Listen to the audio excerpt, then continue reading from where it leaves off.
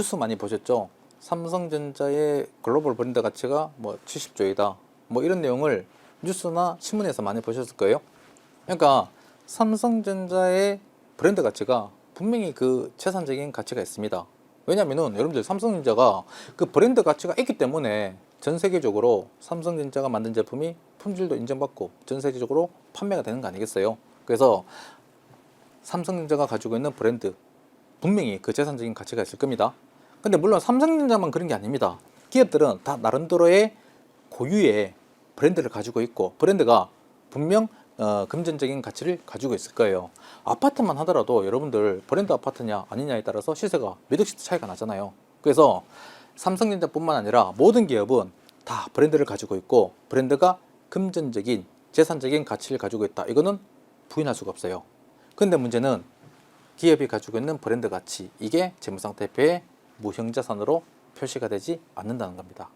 그 이유는 뭐냐? 그 이유는 아까 전에 얘기드렸던 첫 번째 한계하고 똑같아요.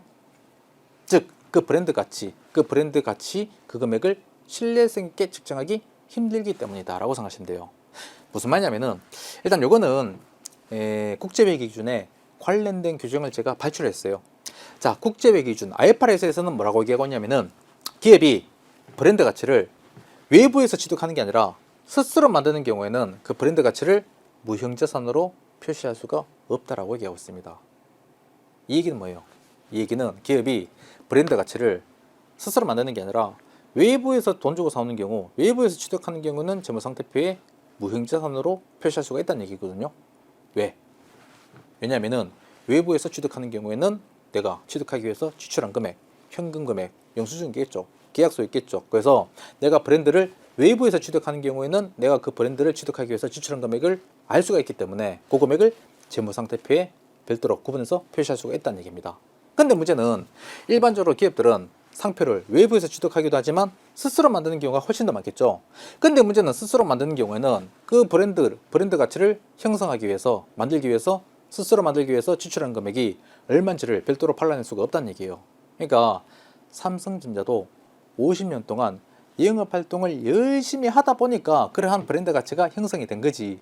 오롯이 내가 이 브랜드 가치를 형성하기 위해서 지출한 금액이 얼마냐, 그거를 별도로 팔아내는 것은 거의 불가능하다고 보는 겁니다. 그 금액을 별도로 팔아내는 게 불가능하다는 얘기는 금액을 측정하는 게 거의 불가능하다는 얘기죠. 그렇기 때문에 금액을 알 수가 없기 때문에 브랜드 가치를 기업이 스스로 만드는 경우에는 재무상태표에 표시할 수가 없다. 그렇게 이해하시면 돼요. 이것도 기억해 주셔야 돼. 왜냐면은 가끔씩 아까 전에 얘기 드렸다시피 삼성전자의 글로벌 브랜드 가치가 70조라고 얘기하는데, 아니 삼성전자가 공시한 재무상태표에 무형자산에 70조짜리 자산이 없대.